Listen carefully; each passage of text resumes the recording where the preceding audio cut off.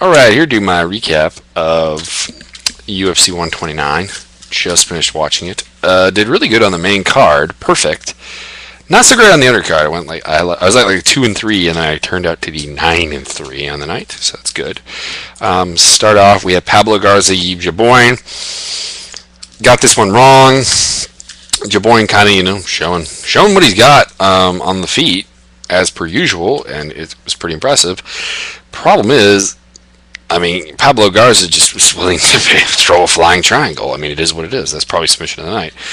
It was a sloppy flying triangle, but Jaboin couldn't get out of it. And eventually, he rolled into a mount, and eventually got that nice and secure and got the submission. So that is what it is. Next fight, John McDessie, Kyle Watson. Kyle Watson was kind of impressive. He showed a little bit higher level stand-up than I have seen from him in the past. It's still not terribly great. McDessie, excellent counter-punching. Just could not be taken down, which is always good. I'm still wondering what will happen if he gets put up against a really strong wrestler, but so far he's done okay with the takedown defense. Eventually caught him with a lovely spinning back fist, nice fake low kick, followed by the spinning back fist, bam. And that was one of the nicer spinning back fists I've seen lately. There was a part in the second round where both guys threw a spinning back fist, and it was terrible.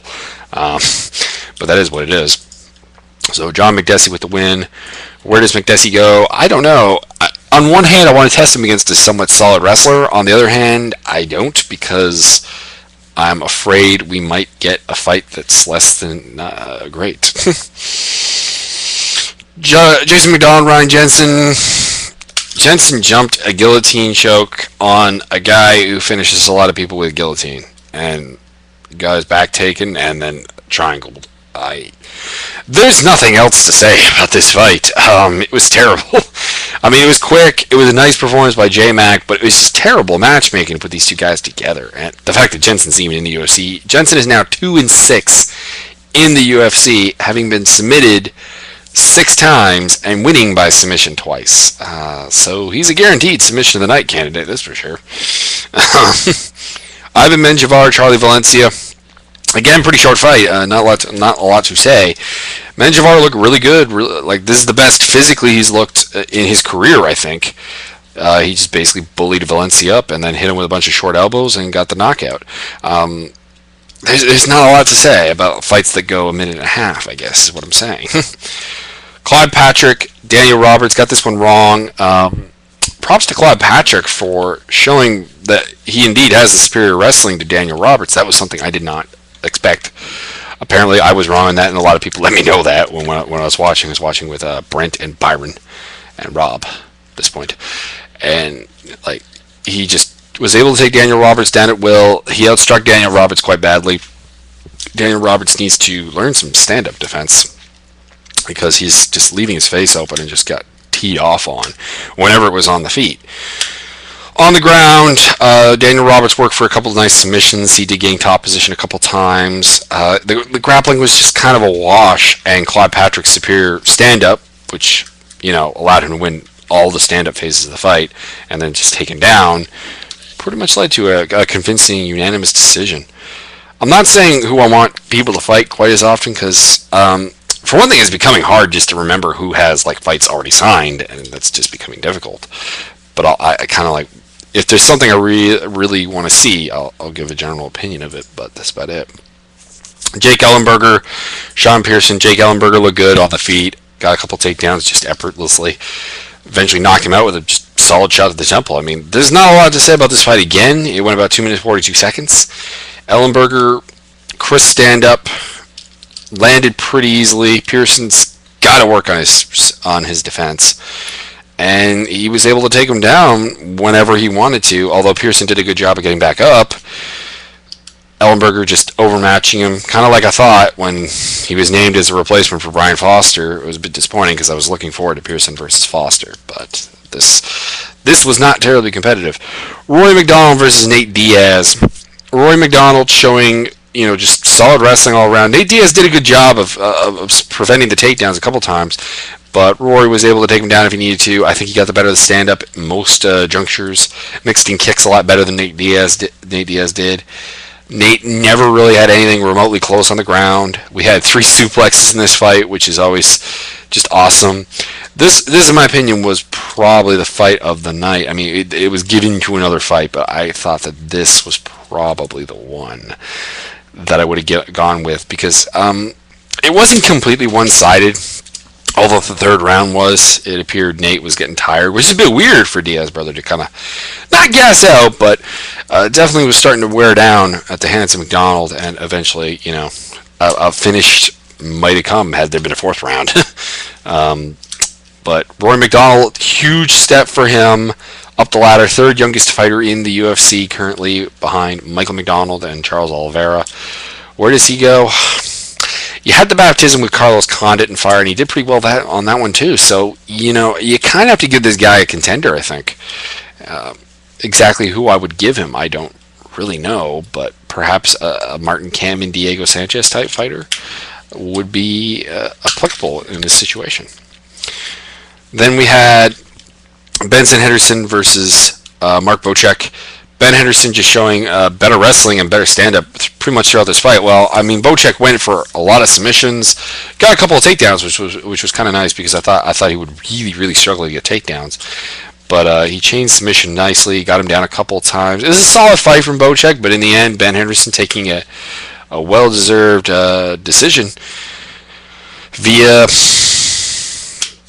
just superior stand-up and superior wrestling. He looked quite good in this fight, and he's definitely moving kind of back into that title picture. I mean, the loss to Pettis obviously hurts him in this regard, but I think he needs a stiff competition from a wrestler, because that's one thing we haven't seen from Ben Henderson is him fighting a really solid wrestler to see where he fits there. So maybe a guy like Evan Dunham would be an interesting fight for him. Then we had Vladimir Matyushenko knock out Jason Brills in 20 seconds. That sums up the fight. Brills didn't land a strike, and Matyushenko kind of come out with a couple of punches and just put him out. I mean, where Matyushenko goes, I don't really know. I don't particularly care. I mean, the man is 40 years old at this point.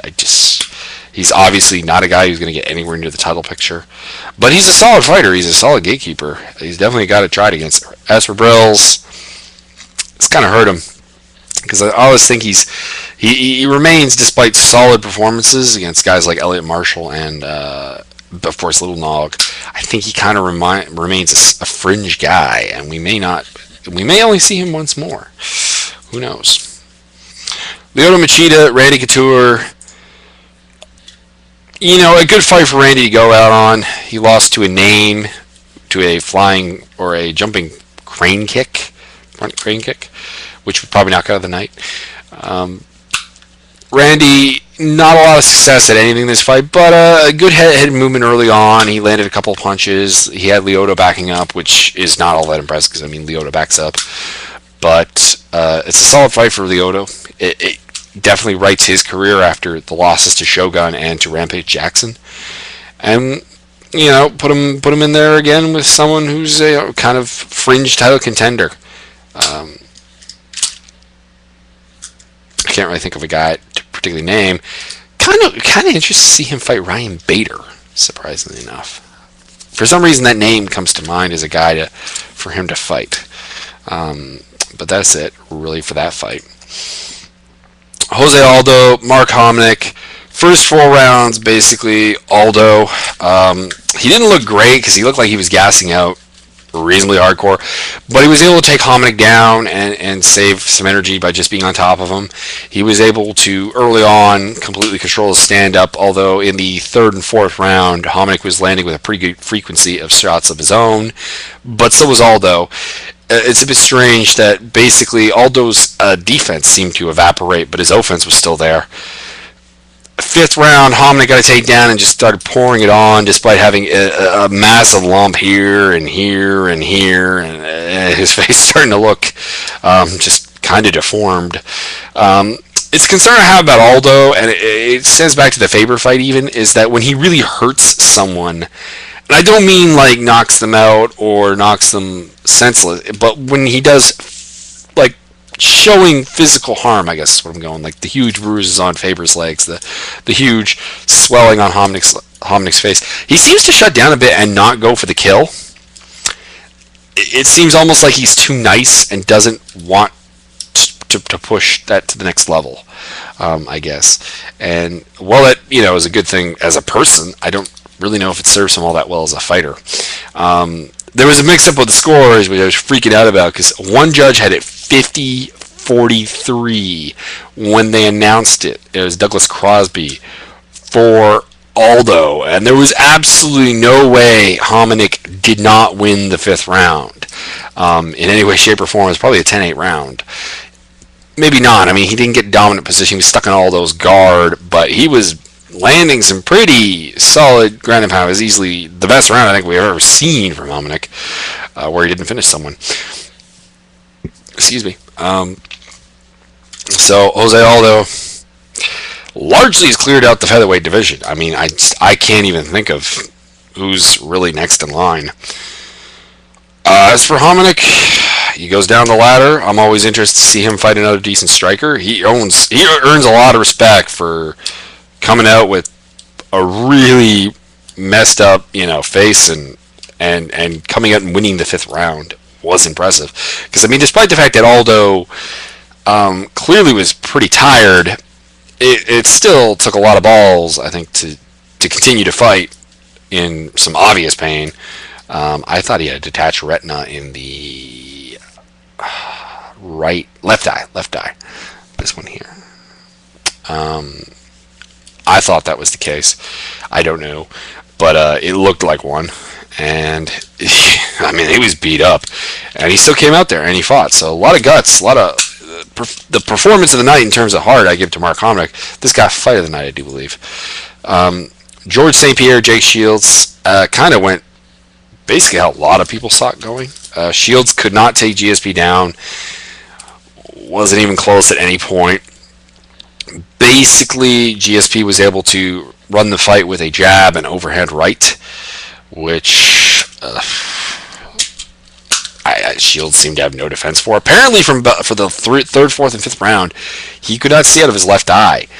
He got hit with a jab, I believe it was. It might have been a right straight. It was a straight punch, though, right in the eyeball, and I think it would have been this eye. And I think that kind of messed him up a little bit. And it kind of showed. I mean, he was less dominant. 2 judges gave Jake Shields 2 rounds, and I would like to know which 2 rounds those were, because I don't see it. I really don't. I thought that was a 50-45 fight. Pretty flat out. What's next for these 2 guys? Obviously, the question of Anderson Silva for GSP came up. He kind of dodged it until the Okami fight happens. I don't think there's enough. There's a point in speculating about it, though, because who knows? Okami could beat Anderson Silva, and that pretty much derails the fight. Although to all the people who were calling him, Anderson Silva went up to 205. Anderson Silva went up to 205 and fought James Irvin, though. He didn't go up to the weight class and fight the then champion like right away. That's, I think, the difference people fail to realize. But that was it for this card. This is legitimately like a card of the year contender. Like, the worst fight on this card was Daniel Roberts versus Claude Patrick. That was a pretty damn solid fight. Is what it is. So leave your comments, and talk to you later.